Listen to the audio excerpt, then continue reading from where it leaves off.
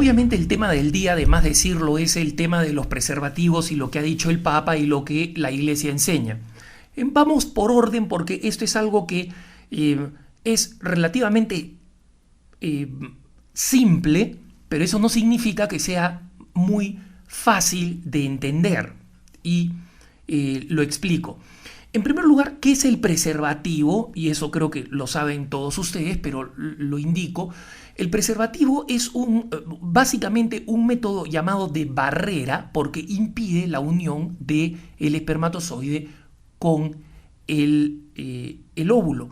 El femidón o la barrera femenina, por ejemplo, son otro de los métodos de barreras, ¿no? El diafragma femenino son otros de los métodos de barrera. Existen otros métodos anticonceptivos, como sabemos, las inyecciones de Depo-Provera, las píldoras de distintas generaciones, las instalaciones subcutáneas como el Norplant, todas con efectos negativos, como sabemos, pero que tienen un solo objetivo en común. Los métodos de implante, por ejemplo, como la T de cobre, tienen un objetivo en común: impedir el objetivo natural y sobrenatural de la procreación, del sexo, que es la procreación. Digo objetivo natural porque basta ver en el reino animal, ni siquiera ver a los seres humanos, ver en el reino animal que el celo de los animales y la cópula de los animales está relacionada con la procreación. Lo mismo sucede con los seres humanos, aunque los seres humanos obviamente tienen una mayor dignidad, son a imagen y semejanza de Dios, y por eso hablamos también del sentido sobrenatural.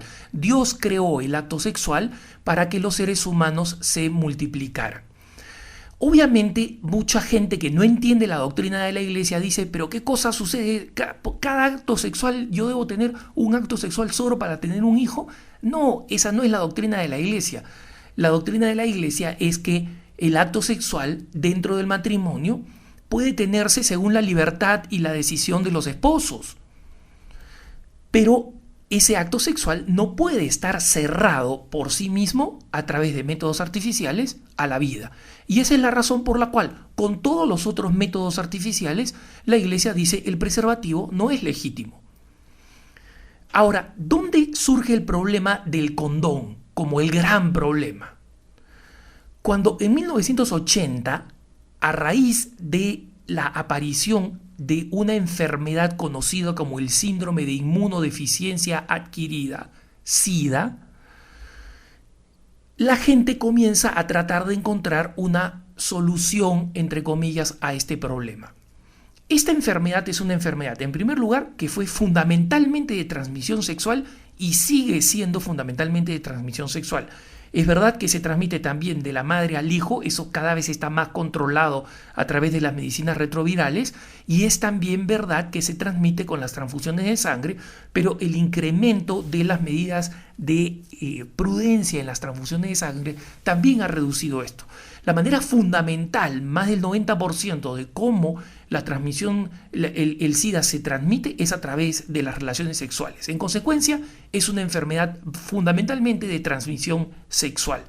Cuando le dicen lo contrario, ahora que se viene la celebración del Día del SIDA, etcétera, etcétera, básicamente están utilizando corrección política y no crean en eso. Las relaciones sexuales, y entre ellas principalmente las homosexuales, son las principales causales de la transmisión del SIDA. Muy bien. Cuando, por otro lado, el paciente cero, es decir, cuando se identifica el primer paciente con SIDA, se sabe que es un aeromozo alemán que viajó de Frankfurt a Nueva York y luego de Nueva York a San Francisco. Y al tener relaciones con parejas homosexuales en ambos lados, generó los primeros brotes de enfermedad que, no por casualidad, se comenzaron a llamar el cáncer gay, porque las primeras personas que se contagiaron del SIDA contrajeron una forma de cáncer que nadie sabía de dónde surgía, conocida como el sarcoma de Kaposi, que recibió durante mucho tiempo el nombre de cáncer gay o cáncer rosa. hasta que se consideró que era políticamente incorrecto llamarlo así. Entonces, frente a esto, frente a esta enfermedad que es producto directo de la corrupción sexual, porque esa enfermedad no existía antes de 1980,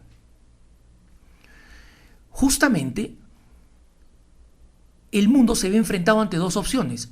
O comenzamos a cambiar de moral y decimos que la famosa revolución sexual ha fracasado, cosa a la que el mundo no está dispuesto, o buscamos una manera de mitigar hasta que encontremos alguna medicina que cure el SIDA o que prevenga el SIDA, una especie de vacuna que, a pesar de los millones de dólares invertidos en la curación del SIDA desde 1980, 5 veces más que las principales formas de cáncer en dinero invertido, no se ha logrado más que retrovirales que reducen o retroceden la posibilidad de la enfermedad o de la transmisión, pero no existe cura ni existe prevención.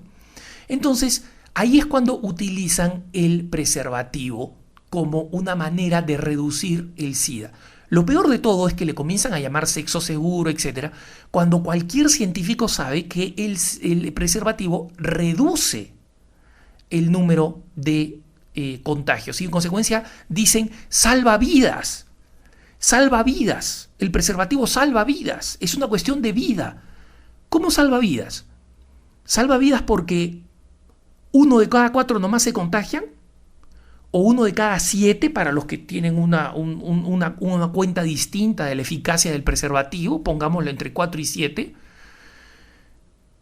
Entonces, ese es ridículo, pues, es comenzar a utilizar palabras como diciendo, oye, mira, yo soy un gran salvador de vidas, porque a cada lugar que entro, en vez de matar a 7, mato a 1.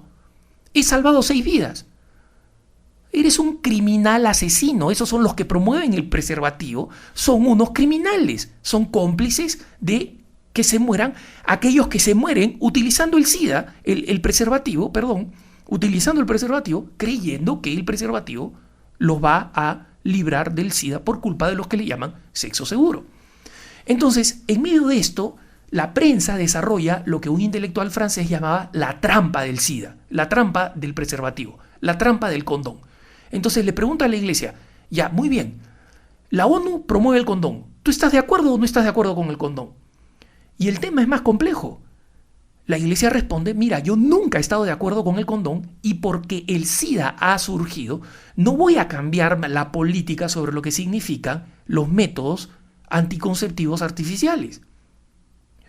Bueno, pero resulta que el preservativo salva vidas. No la salva. Lo que salva es la prevención a través del cambio de moralidad. Y entonces la gente dice, no es, incluso en las peores circunstancias la iglesia no está dispuesta a aceptar el uso del preservativo. Aquí es donde entra lo que el Papa explica en su libro. ¿Qué es lo que el Papa explica? La iglesia mantiene su doctrina sobre el preservativo como un método inaceptable de control natal junto con todos los otros artificiales, en primer lugar. En segundo lugar, está convencida con la ciencia, porque eso es lo que demuestra la ciencia, que el preservativo no es ni remotamente un medio factible para prevenir el SIDA. Pero la iglesia sí reconoce, y siempre lo ha reconocido, que existen circunstancias particulares en las que el preservativo puede ser mejor usarlo que no usarlo desde el punto de vista moral. Y el Papa pone un ejemplo, el ejemplo de un prostituto o de una prostituta. Un prostituto es una persona que tiene relaciones sexuales con un homosexual. No estamos hablando acá del caso de los prostitutos que sirven mujeres, ¿no? Entonces, esta persona ya está teniendo un acto sexual que por su naturaleza es estéril. O una prostituta que se ha ligado las trompas ya está teniendo una relación que es estéril, ¿no? Pero si la prostituta está enferma del SIDA y le dice al cliente, ¿sabes qué? Usa preservativo. O si es que este prostituto está enfermo del SIDA y dice, voy a usar preservativo para no hacerle daño a esta persona con la cual tengo relaciones sexuales, lo que esa persona está mostrando con la opción por el preservativo es que hay un incremento en su moral. Es decir, ya no es un psicópata que no le importa si la otra persona se contagia. Aunque sigue haciendo un acto inmoral, por lo menos, dice el Papa, hay un cierto despertar y en consecuencia el preservativo en ese caso marca un cierto despertar moral que tiene que ser parte de un camino que lleve a la prostituta a decir no me voy a seguir ganando la vida de esta forma, que lleve al homosexual a decir voy a dejar de tener un estado de vida homosexual. Les pongo un ejemplo sencillo para que entiendan. Un ladrón de bancos decide en un momento lo siguiente: ¿sabes qué? La gente le tiene miedo a la pistola y yo obtengo lo que quiero. Lo que voy a hacer es dejar de amenazar a la gente con una pistola con balas porque ellos no se van a dar cuenta, pero así evito el riesgo de que se me deserraje un tiro y mate a alguien. Entonces este asaltante de bancos decide sacarle las balas a la pistola y en su próximo asalto de banco dice manos arriba, asalta el banco sin las balas en la pistola. El haber utilizado este método, es decir, el haber renunciado a las balas, ¿significan una mejora moral? Claro que sí, esta persona está preocupada porque no quiere matar a nadie. Pero lo que la persona está haciendo ¿es aceptable moralmente? No. Entonces la iglesia va a decir, eso es mejor. Una pistola sin balas es mejor que una pistola con balas. Pero es mejor en la medida en que este despertar moral, esta preocupación del asaltante, lo lleve a seguirse preocupando moralmente hasta que un día diga, ¿sabes qué? Voy a dejar de asaltar bancos. ¿Cuál es la reacción de la prensa? Decir, la iglesia acepta utilizar pistolas sin balas para asaltar bancos. ¿Eso es lo que la iglesia está aceptando? No, pero eso es lo que la prensa está diciendo. Entonces, la iglesia no ha cambiado su doctrina, pero ha señalado que en determinadas situaciones extremas y complejas, que son consecuencia de la corrupción moral en la que vivimos hoy en día, el preservativo sí puede indicar un despertar. Y en consecuencia, la iglesia no se opone a un plastiquito de látex, como si ese plastiquito de látex fuera perverso en sí mismo, pero sí dice, la mentalidad que lo creó y que lo utiliza no fue una mentalidad para buscar la salud de las personas. Y esa mentalidad sigue marcando ese aparato y en consecuencia, en las circunstancias en que la iglesia siempre ha dicho que están mal, siguen mal. Es decir, cuando se trata de el deseo de controlar la natalidad o cuando se trata de la creencia, por lo demás completamente ya rechazada, de que el preservativo puede ser un método que realmente impida el SIDA, cuando sabemos que no impide el SIDA y que por el contrario contribuye a crear una mentalidad favorable al SIDA. En buen castellano, el Papa no ha cambiado la doctrina, pero ha explicado algo que usualmente los moralistas preferían no explicar porque saben que los medios de comunicación van a caer en la trampa del SIDA y en la trampa del preservativo. Es decir, la iglesia aprobó el preservativo. Y el Papa sabe de esta trampa, pero el Papa es una persona que confía no en la rectitud de los medios de prensa, él ya la ha sufrido, pero confía en que los católicos vamos a entender, confía en que vamos a ser capaces de explicárselos a otros y confía además en que las personas de buena voluntad van a comprender esto, las personas que reflexionan van a comprender esto. Los que no saben nada de nada y no les interesa saber nada, van a pensar lo que quieran. Siempre lo han hecho y lo van a seguir haciendo. Pero los que tienen una curiosidad honesta y están dispuestos a pensar, los argumentos del Papa van a ayudarles a entender. Que tengas un buen día.